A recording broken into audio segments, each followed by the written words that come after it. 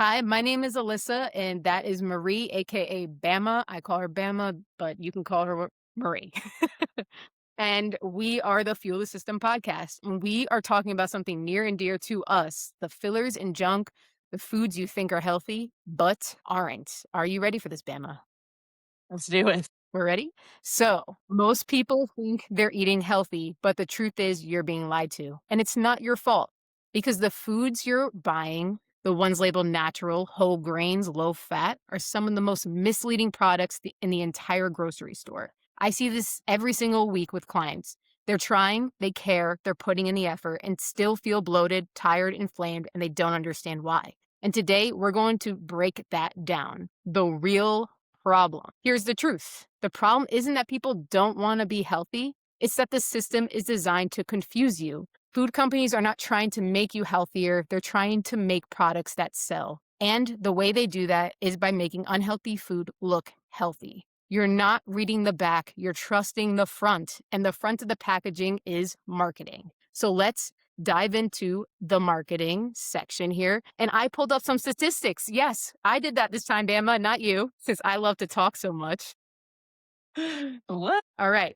So some of the studies I found is I'm funny, right? I got jokes. So they spend billions to influence you. Food companies spend 14 billion per year on advertising in the US. 80% plus of that promotes unhealthy foods. So that's fast foods, that's sugar, snacks. You're not weak. You're being outmarketed by a $14 billion system. Ads literally change how much you eat. Not many people know this.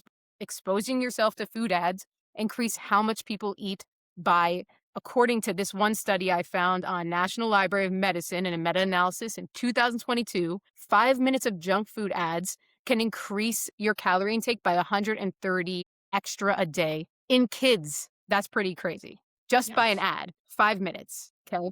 Even before you walk into that store, your choices are being controlled. Almost half of the grocery ads push processed foods. 45.7% of supermarkets ads are highly processed foods. According to the National Library of Medicine, here we go again. It was proportion of ads in each level of the food processing among all US supermarket circulars in the analytics sample. The first one was included 86,000 food and beverage ads from the front page of a 4,181 weekly circulars from 453 stores across 6 states. You think you're choosing the food, but the food was chosen for you. Let me get into That's one last thing, and then we're going to get right into this food, okay? Certain groups are targeted more. The studies show that Black and Hispanic communities are disproportionately targeted with unhealthy food ads. Lower incomes areas often have more unhealthy food choices. I think that's well known. I'm pretty sure we've seen that. And according to a new study by Rudd Center of Food Policy and Health at the University of Connecticut, the millions they spend on this targeted marketing contributes to inequities in diet-related diseases, heavily affecting communities of color, including heart disease, obesity, and diabetes. This isn't just marketing, it's strategic targeting. So this brings us to the packaging and labels and how they're designed to trick you. So people are more likely to buy the foods based on colorful packaging, words like natural, immune boosting, whole grain, even when the product is still processed. So I'm going to leave this to Bama. You take it over. perfect. This is where I went down the rabbit hole. First, before I do Oh. this though, I have to say, because you talked about kids, one thing that drives me crazy is that kids can't really control what they eat because they don't buy the groceries. That's parents. But that's a whole nother topic. I just had to say that because it drives me crazy. But the foods that they make, 'cause, like, think about, you can either give your kid lunch money or you could say, I'm just going to pack their food because it's cheaper. And they're packing like super easy things like chips, especially, is probably a big one. Juices like Capri Sun, terrible. Anyways, I just had to say that a little bit. Labels here. All right. So talking about marketing, this is a big one, at least around here it is in Alabama. Fairlife protein shake. They make it just the cleanliness of the label, the way that they have like real chocolate on here, 26 grams of protein, really big. They try to make it seem like it's this big thing. But when you're actually looking at the ingredients, even if you look at the ingredients, the first thing they say is filtered low fat grade A milk. So they try to make it seem like it's this like top shelf milk that's so good for you. It's milk. It's just milk. It's got less than 1% of cocoa, which is crazy because it's chocolate and they have this big picture of chocolate on there. Natural flavors, which is a big thing that I'm beginning to, is natural and artificial flavors. Monk fruit is used to sweeten it. Juice, stevia used to sweeten it. Carrageenan, which I don't know what that is, but I know you're going to get into that in a little bit. Cellulose gel is used to make it creamy and thick. I don't know how to say this next thing, and I'm not going to embarrass myself, but that's a big tip for me is if you don't know how to say it, probably don't consume it. Sucralose, once again, it's sweetening. Lactase enzyme, which, by the way, our body breaks it down lactose, and it's the enzyme that our body produces that leads to lactose intolerance, and they put it in here. That's it. Okay, next. Of course. Yep. Speaking of chocolate, we went with chocolate syrup. All right. But this is great because it's sugar free chocolate syrup. It's made with real cocoa. It's low calorie. And my favorite, it's sweetened with Splenda, which growing up, having a couple of diabetics in my family, Splenda was the sweetener that they could use instead of sugar because sugar messed with their blood sugar. Splenda did not. Going into the ingredients, once again, it's this really big list: water, cocoa powder, sorbitol, I don't know what that is, phosphoric acid, artificial flavor, again, something that I'll get into, xanthan gum, which is used to thicken, salt, potassium sorbate, which is a preservative to make the shelf life longer, sodium benzoate, which is also a preservative to make the shelf life longer. This has been in my fridge for months and it doesn't go bad until this summer. I've probably had it for over a year at this point. And it's got caramel color in it because this is not the natural color when they make it. So they put caramel in there to give it that chocolate color. Speaking of caramel color, one thing that drives me crazy, there's two things that drive me crazy, and this is part of the rabbit hole, but again, I have to say it. People get so concerned about heating their food up in plastic because like plastics are going to give you cancer or whatever they're saying. But then they are eating crap food that has this stuff in it. You might as well eat the plastic because you basically are eating plastic. You're eating chemicals that you don't even know what they are. Okay, next. Peanut butter. Peanut butter should be a healthier food, and it's natural peanut butter. They got a cute little smiley face on the toast with the peanut butter. It says non-GMO, gluten-free. It's supposed to be really good for you. Let me tell you something about natural peanut butter. Natural peanut butter, the only ingredient should be peanuts, period. This has peanuts, sugar, palm oil. Oils are going to be a big thing that you see in things, salt, and molasses. The molasses is also used to sweeten it, even though it has sugar in it, but it also helps give it that nice creamy consistency since they added the oil to it. Moving on, sticking with nuts, we went chocolate, chocolate, we're going nuts, nuts. Almonds, lightly salted almonds, low sodium, heart healthy. It says all these things that makes it look super healthy. Once again, the first ingredient is almonds. That's a good start. The second ingredient is vegetable oil, but in parentheses, it says almond, canola, safflower, and or sunflower oil, which means it's this big mix of vegetable oil that they don't even know what all oil is in it for sure, which is crazy to me. And of course, sea salt because it's lightly salted. Continuing on, I'm saving Lightly. the best for last. Okay. Do I drink this every Okay. day? Yes, but silk almond creamer. I put it in my coffee. All right. Flavored with Guilty. natural flavors. It's dairy free, which is supposed to make it seem healthier. They put the vanilla bean on there. They put the almonds on there because it's almond milk creamer. Here we go. Ingredients: almond milk, cane sugar, sunflower oil. Why is there oil in coffee creamer? Don't know. Pea protein, which there's pea protein, but if you look at the actual like ingredient label, there's 0 grams of protein. Potassium citrate, baking soda, natural flavor, sea salt, gelin, gum. Again, I don't even know how to pronounce it. It's just a thickening agent to make this nice and creamy for your coffee. All right, last one. This one's my favorite. It is Better Goods, which is a brand that makes healthier food. All right. Better Goods. One thing about this label is it doesn't say gluten free, low fat. It doesn't say anything like that. But one thing that companies will do with marketing is they make it just a nice, clean, simple label. It symbolizes that there's not that much stuff in it. It's more natural. But when we look at the ingredients, water, tomato paste, sugar, distilled vinegar, not bad so far, but here's where it gets bad. Corn syrup, which I talked about in the last episode about how basically every other country in the world does not use high fructose corn syrup, because it's it's basically illegal. It's not illegal, but it's so highly restricted because it causes so many health issues that companies just don't use it in other countries, but we use it here because the FDA approves anything. Molasses, salt, caramel Wait, color not just because anything. everything. Just kidding. No, everything except healthy things. True. Caramel color once again because this is not the natural color and they needed to make it look like barbecue sauce. Food starch, natural smoke flavor, xanthan gum, onion powder, garlic powder, and then sodium benzoate, which is a preservative to make it last longer. One thing that I've learned about nutrition labels is the thing that's labeled first has the most of that in it, and then as you go down the list, there's less of it. So the fact that corn syrup and molasses are at the top of the list and then caramel color is really at the first half of the list. This is crap. But to talk about the natural and artificial flavors, this is the rabbit hole that I really went down, and I'm gonna just keep it simple because we can talk about it. You don't have Um, to. Natural flavors is a big thing that's like all over healthy foods because the word natural makes it seem, oh, it's natural, it's good. It's not. So, natural flavors basically they take something from compounds from an actual whole food. So, it can be from milk, it can be from meat, it can be from fruit, vegetables. So, if something is strawberry flavored, they're going to use the actual strawberry, but they're going to take that strawberry, take it to a lab, get all the compounds from the strawberry. So now they have these natural flavors from the strawberry, and they're going to modify it and do all these crazy things to enhance the flavor.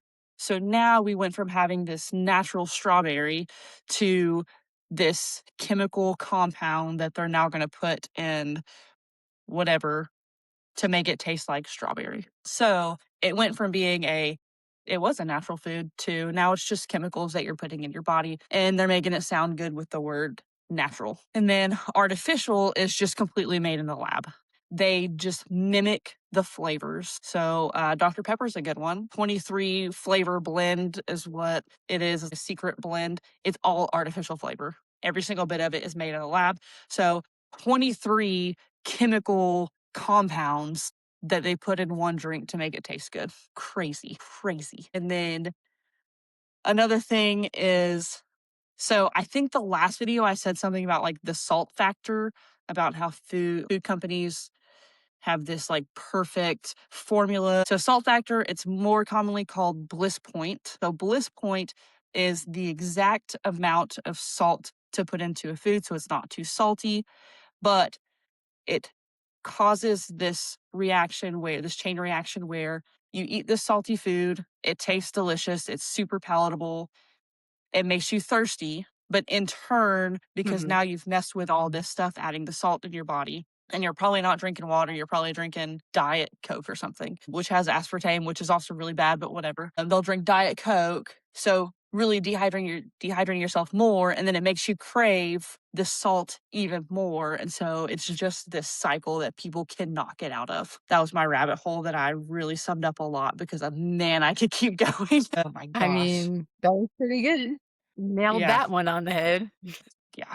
These natural flavors, these artificial flavors, these gums, like all these different things is causing gut irritation. It's messing with your microbiome, like completely knocking that out of whack. It's making foods super like hyper palatable so that you crave it even more. But also it makes it hard when you do try to eat healthy because now these healthy foods are going to taste bland no matter what you do because you're so used to having this perfectly formulated processed food. That's my rant.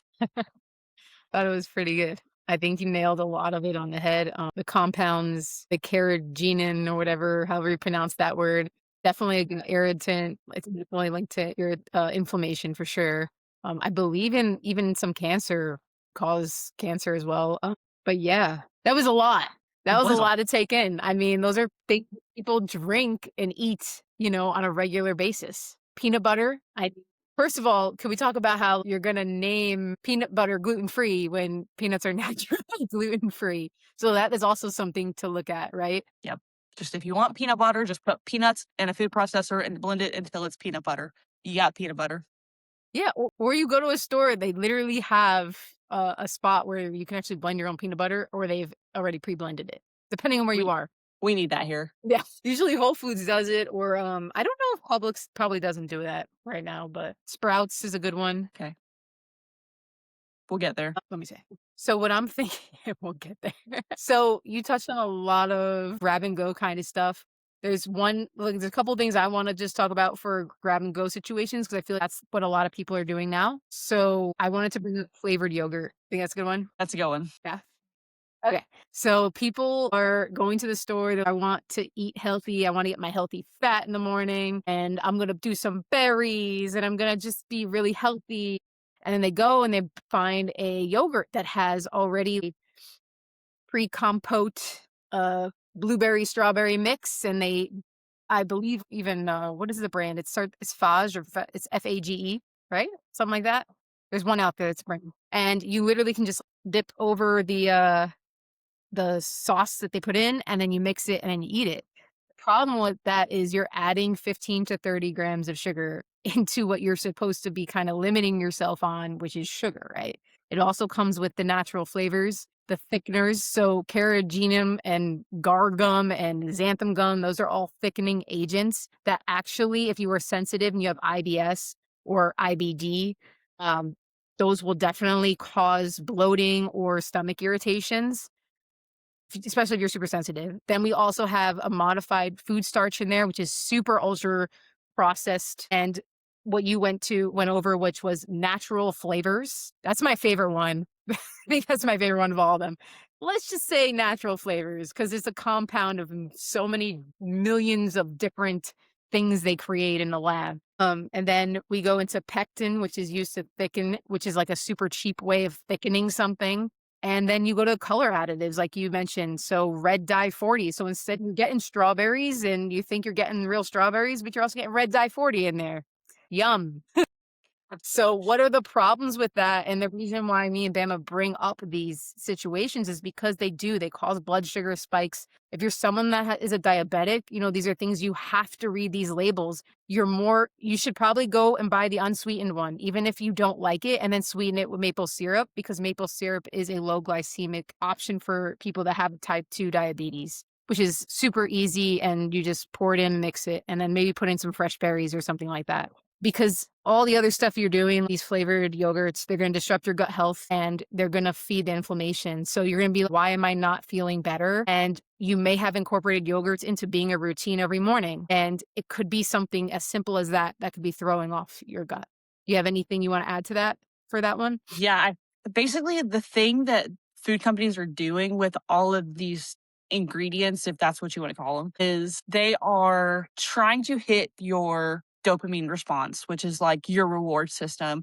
So it's the same thing, honestly, that drug addicts feel when they, I don't know, snort crack or something. I don't know how drugs work actually, but like shoot meth, whatever it is, that's literally what they're trying to do.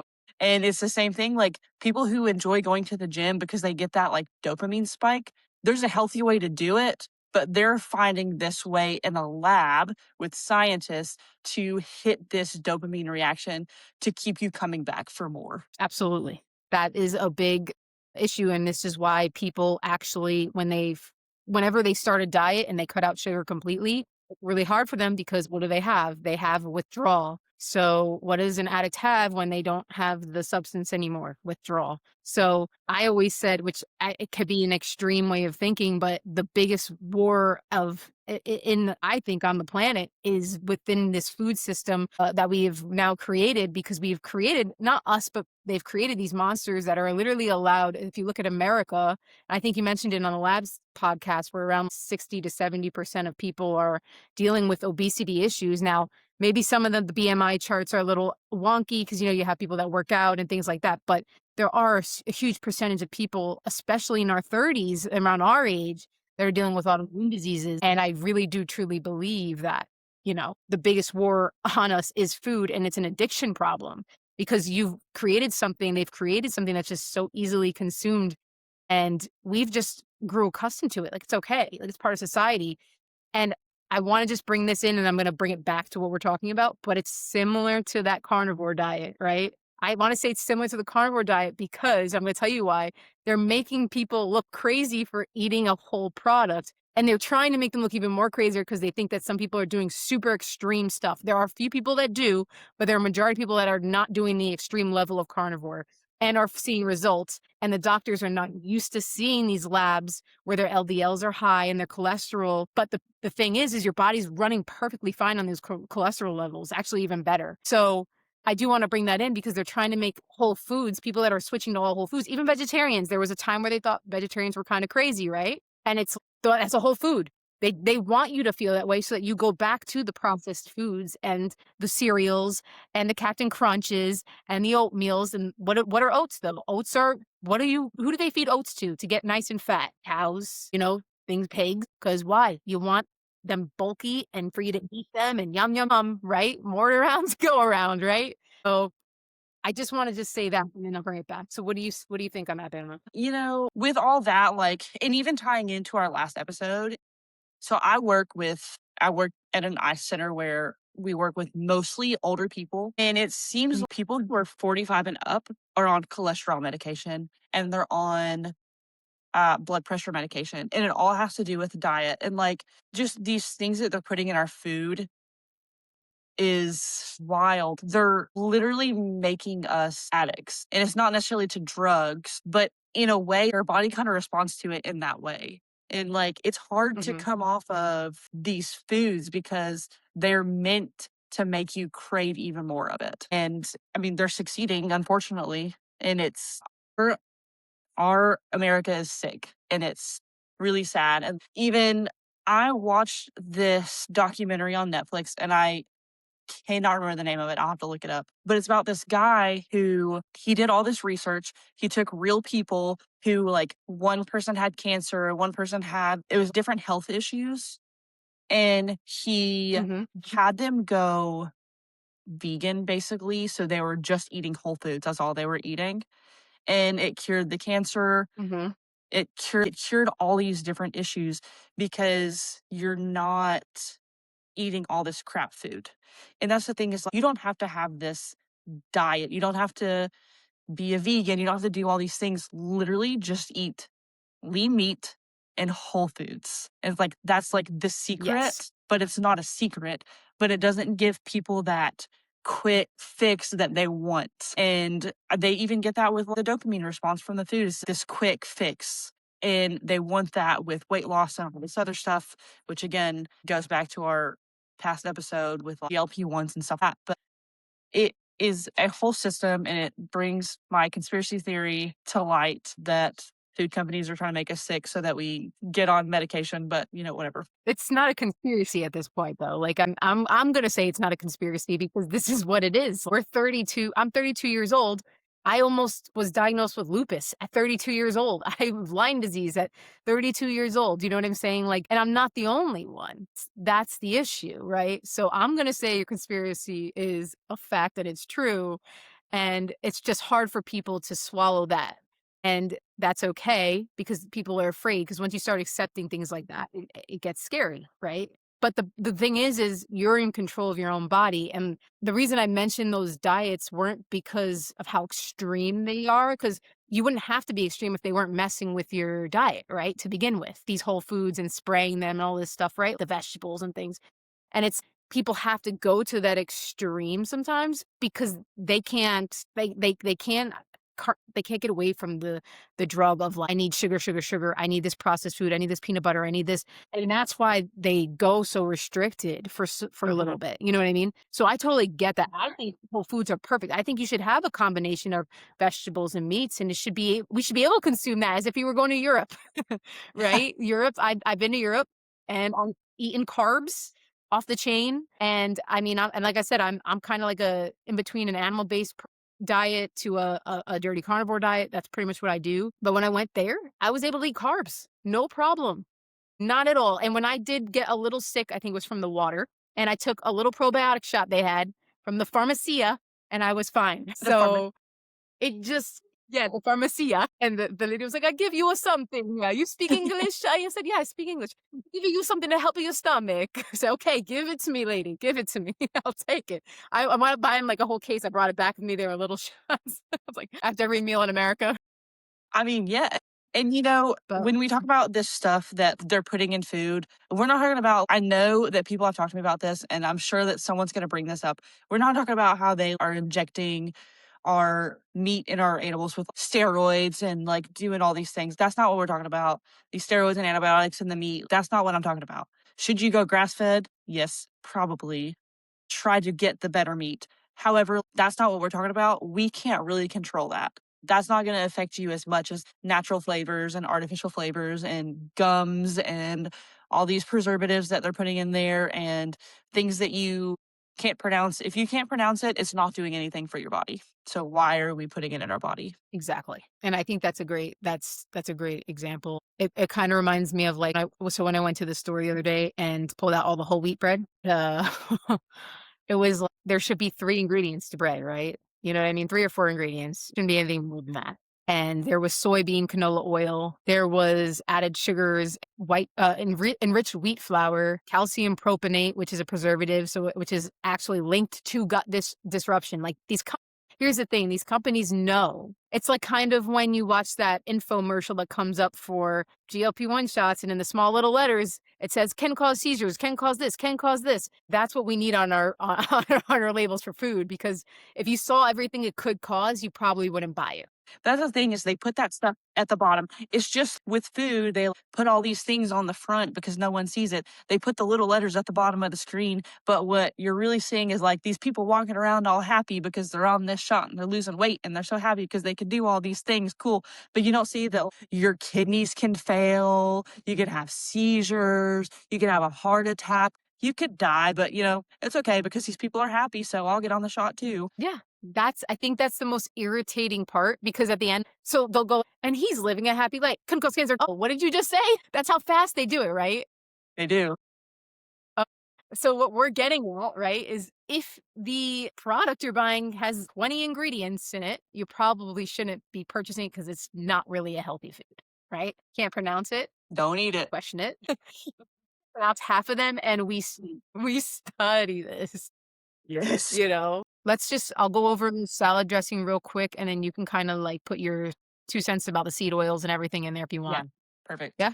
Yeah. Okay. So for the salad dressings, what I found in my research here was one, they hold a lot of seed oils. So we have canola, soybean, which are definitely not good for you. And canola is not, I mean, it was advertised for so long as healthy cholesterol, right?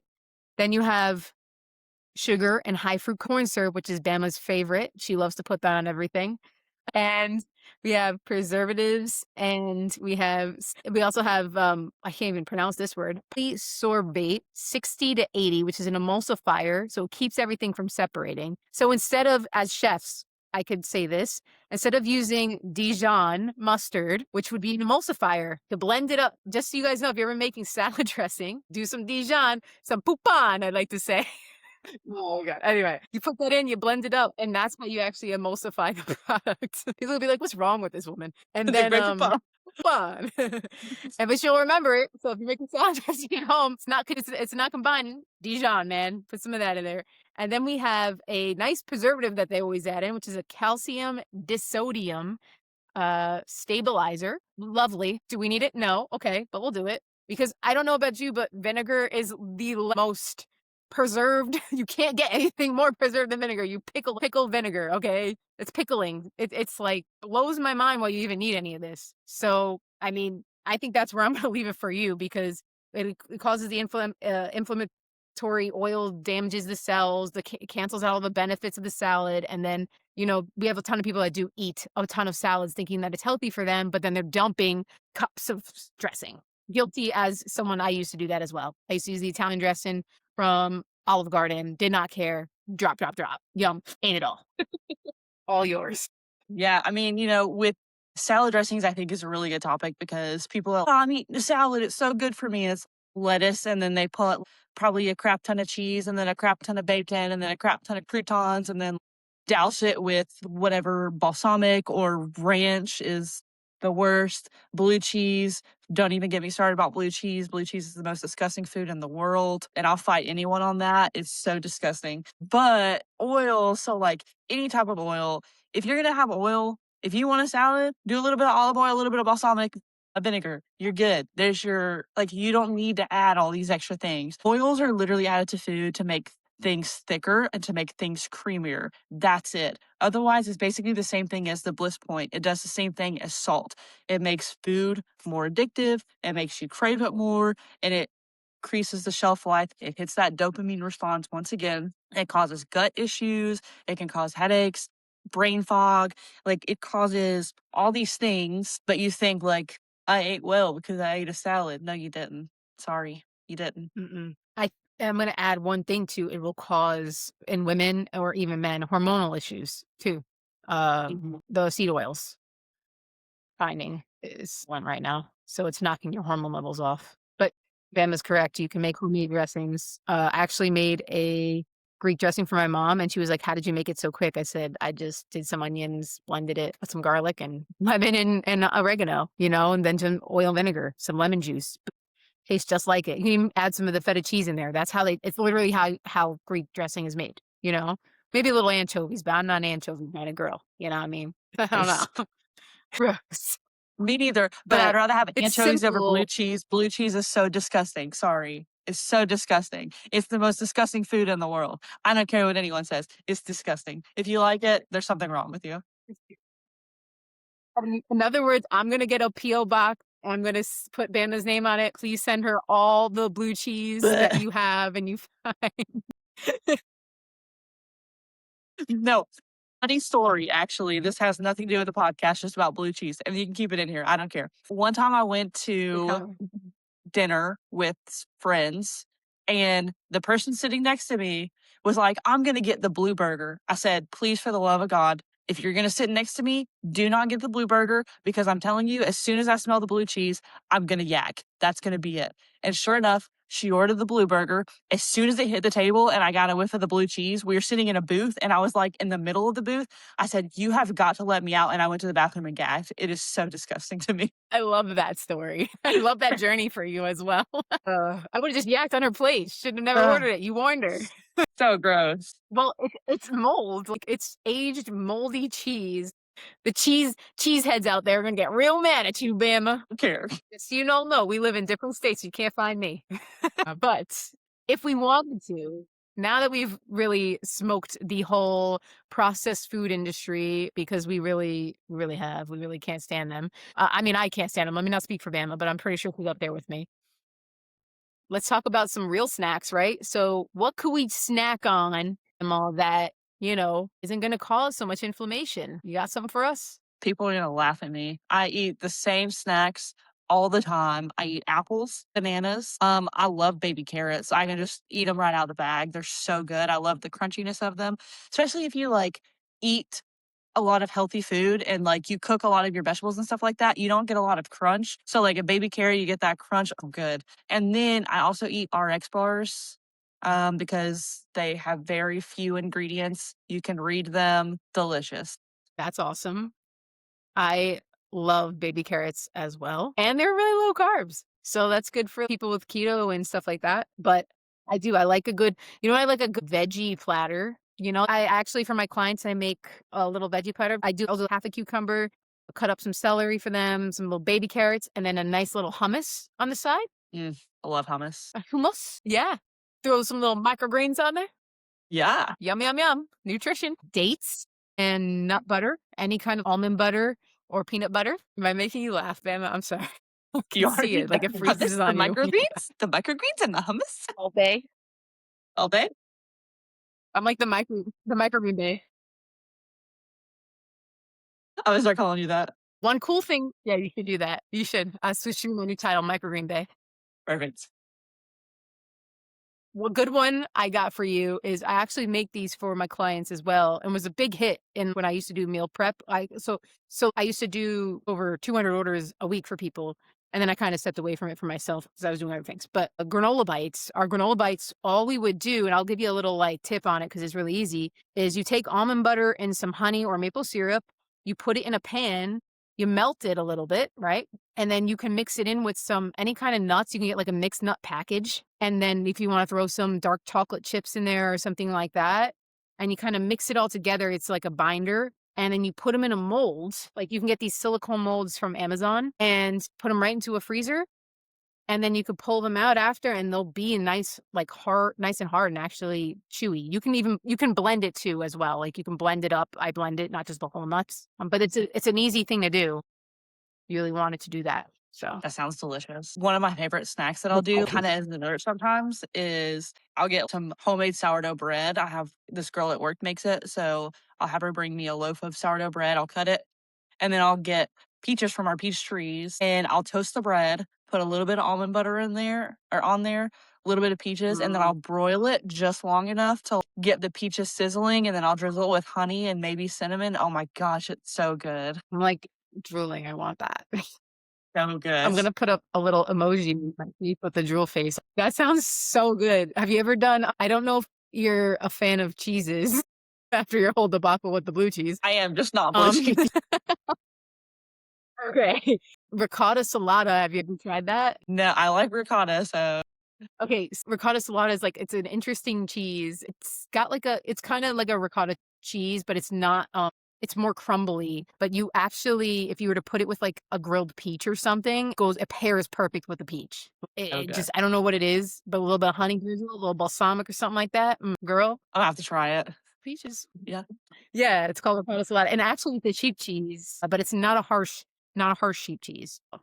I think those are really Well, honestly. yeah, I was gonna say, just to give a little bit of like tip, I guess, a little bit of advice. I used to tell people to, when they go grocery shopping, stay around the outside of the store because that's where you'll find your fruit, your vegetables, your sweet potatoes, all that stuff. It's kind of a trap now because grocery stores have caught that. So now they're starting to put processed food in those areas. So still, yes, shop around the outside of the store, but still try to get whole foods, try to get your lean meats, try to avoid the processed foods. Like, I know a lot of Walmarts and even some Publixes, like you can find your vegetables, and then right next to it is the deli and the bakery where they have their cakes and their cookies out there. So, like, obviously avoid that, but still shopping around the outside is going to be one of the best things you can do. Once you start going down the aisles, that's where you're going to find the processed foods that has all the ingredients that we've talked about today. I 100% agree with that. And it's super important that you guys really read those labels, especially if you're someone who is sensitive. You know, if you cannot pronounce it, do not buy it. If it is more than 7 ingredients, it probably is not good for you. And I think what we also learned from this podcast as well is that they're marketing. They're not just marketing. They're not just putting these. They're implanting them in the healthier sections because they're targeting you. You know what I mean? This is not this is methodical. This is methodical. It's if you're as scrolling through your feed and you're seeing algorithms pick up, that's what they're doing. They're studying you. They're not just selling food. They're studying your behavior, your habits, your cravings, and then feeding them back to you. And this is exactly why we created this podcast to help you see through the noise and actually understand what you're putting into your body. This isn't about perfection, it's about awareness. Once you see it, you can't unsee it. You're not failing your health, the food is failing you.